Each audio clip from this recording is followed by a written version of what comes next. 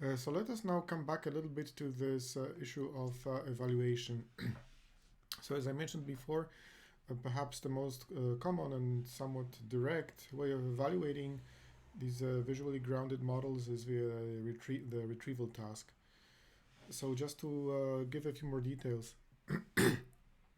So given an embedding of a spoken utterance, by an embedding again we mean an utterance which has been passed through the part of the model which processes the spoken input. So we have spoken utterance U. We pass it through the model. We get a vector, which we will call the embedding. Then we will rank images using the cosine similarity of the embeddings of these images to the utterance embedding. Again, the embedding of an image is some kind of vector which is extracted from the model. And so this will work analogously for retrieving captions given an image. So it's the same idea. We either rank images given an utterance, or we rank utterances giving an image. And once we have this ranking, we compute some type of score which quantifies how good the ranking is. So a good ranking would have correct matches towards the top of the ranking, and incorrect matches would be lower down.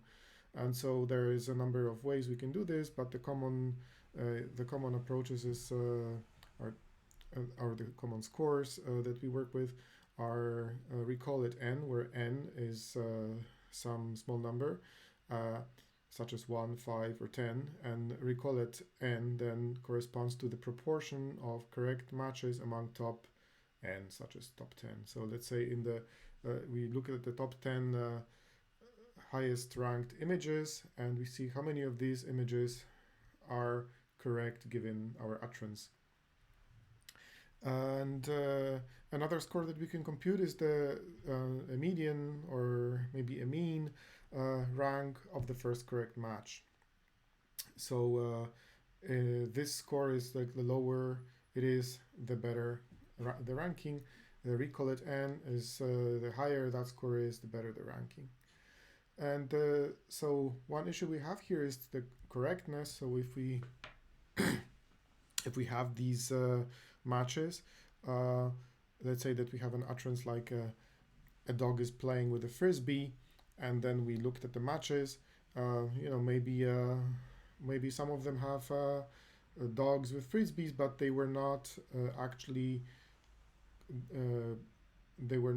paired in the data set. So if we wanted to have like a completely correct way of evaluating the quality of this ranking, we would have to take that into account. However, in reality, we don't do that. We simply assume that the match is correct if the utterance is paired with the image in the data set. In this case, we are working with like the typically validation of or test subset of the whole data set. So that means that we'll underestimating the true performance, because there may be images of a dog with a frisbee which simply were not in the data set matched with this particular caption. But that is fine. We not in most cases we mostly just really interested in like a relative performance of different model versions or different approaches or different settings and so on. So it's in this case, as long as we evaluate all the models or all the conditions in the same way, that underestimate shouldn't be a problem. So that's the issue of evaluation. There was, after these initial approaches which I mentioned, the two papers, one from Harvat and Glass and one from Helderloos and Fupawa, there were some more development, and these developments were moving more towards the end-to-end spoken signal modeling. So the first of these papers is Harvath et al. 2016, where the the audio signal is no longer pre-processed with a pre-trained model, but rather it's the audio part of the architecture is working directly on a spectrogram, so like a very direct representation of the spoken signal, and then that is passed to a convolutional neural network, which then through several layers of processing does the projection to the joint space with the images. A different approach was taken by myself and colleagues in 2017. Different in the sense that our input is different. We use MFCC features, so Mel frequency substrate coefficients, as our features. These are different from a spectrogram, but again, it's like a relatively direct representation of the audio. And also our neural architecture, the audio part of it was different. We used a particular type of a recurrent neural network. Specifically, that was a recurrent highway network. We used also a self-attention pooling after the last layer of that network to have a single vector representing the utterance. If you're interested in the details, in the technical details, look in the paper. I think that these details change from paper to paper, so I don't want to go into too deep into that. So both of these papers that I'm focusing on here, they use end-to-end spoken signal modeling, but they continue using pre-trained image features, feature extractors. And so this is a architecture known as VGG16, trained on a data set of images, labeled images called ImageNet. And so this part is not end-to-end in the sense that like we're not using like raw pixels as input to the architecture, but rather we pre-extracting features with another neural network which is trained in a supervised way. So that may sound suboptimal, and in some sense it is. However, it also may be not such a maybe necessarily a terrible idea, because we also know that human language learners, by the time that they actually start, showing evidence that they are learning a language, they have a visual system which already is working pretty well. It's able to detect images and recognize people and do all sorts of complicated things. And if you think about it, that's not particularly surprising. Like the visual system that humans use is shared with all the mammals and other vertebrates. It has had many millions of years to be fine-tuned. So that's already, it doesn't take a lot of development for children to actually be very good at visual perception. So in that sense, you could say that that is a reasonable choice. However, I think that the main motivation for this choice is a practical one. For if we wanted to do this visually grounded learning of spoken language completely end-to-end without any pre-trained image feature extraction, we would need quite a bit larger data sets than the ones that were available a few years ago. Again, both of these papers use triplet loss, which I will come back to in a bit. They evaluate via these retrieval scores, which I mentioned in the previous slide, and they also do additional analyses of learned representations. And both of these papers, but also especially the paper of Ali Shahi et al. From 2017, that paper takes the architecture of Khulpawa et al. And does not modify it in any way. They just do a number of different analyses on what this model is learning. So in here, just for illustration, I took the diagram of the architecture from Harvath et al. 2016, which was the first model which used end-to-end speech modeling. So you can see here what is happening. There are these two pathways. On the left, we have the pre-trained VGG16, which is extracting image features. Then there's a linear projection, and I think this D stands for normalization, probably.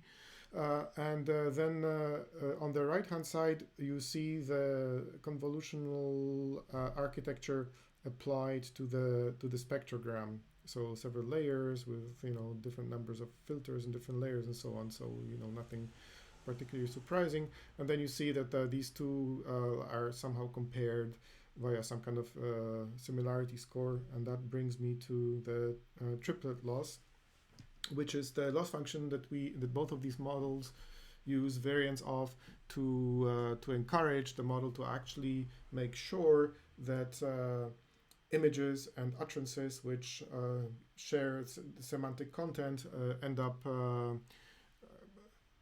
close together in the joint shared representation space. So the mathematical definition of the loss is given in there. So in the top part of the slide, what you see there are U, which are images, utterances, I, which are images. Then there are U prime, which are utterances, which are distractors, which are not actually utterances, which are paired with the image I. So this is the second summation. And then the third summation, you have I prime, which are again image distractors. So these are images which are not paired in the data set together with the utterance U. And what you see these terms inside these summations, this is like a margin term. What you see here is the margin alpha, and the function D stands for distance, such as cosine distance between the representations of the utterance and the representation of the image. And you can see that so in more conceptually, what I illustrated in this diagram below, what you see is that there is an image of a bird on a beam. There is another image of two bears, and there are also two utterances. One utterance is a bird walks on a beam, and another utterance is bears play in water. And so what this triplet loss does, it makes sure that if you look at the image of the bird and the utterance talking about the bird, they should be pulled together closer in the representation space. And likewise, the image of the bears and the utterance about the bears should be pulled together closer in the representation space, whereas the utterance about the bears and the picture of the bird should be pushed further apart, and likewise for the other negative pair. And so in such a way that on average there is some margin between the distance separating the items in the positive pair and the items separating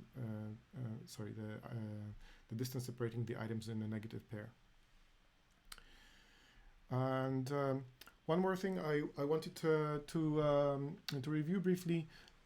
If you look at the chart on the left hand side, there are different papers listed here, and this is RECOLLET 10, the score RECOLLET 10 for image retrieval, that these papers report on the Flickr 8K test set.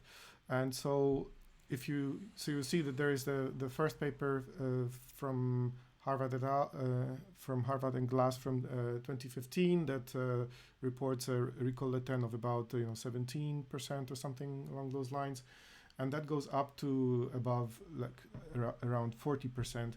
And the last paper that I was able to locate, which reports this particular score on this particular data set, which is Sultan et al. From last year. So you can see that there's been quite some progress in terms of just the actual performance on the retrieval task over the last few years. So perhaps the most interesting as- aspects of this of what has driven this progress are some of the architectural and algorithmic improvements reported in Merckx et al. 2019, and so they experiment with several different improvements. They use a multi-layer GRU. They use cyclic learning rates. The self-attention pooling is improved by using a vectorial version of it. They also say that they do some important sampling of negative examples for this triplet loss. They do some ensembling. So it's not 100% clear like which of these contributed how much to this improvement over the previous models. I did some experiments a while ago, and it seemed that the ones that I marked in like darker color, so multi-layer GRU cyclic learning rates and vectorial self attention pooling had the most impact. And so this is also the overall architecture that we've been using in the some of our most recent work. It's closely following Merckx et al. 2019. You can also see that there is another small improvement in performance from Sultan and et al. 2020. I haven't looked at that very closely what they did there, but that's another improvement.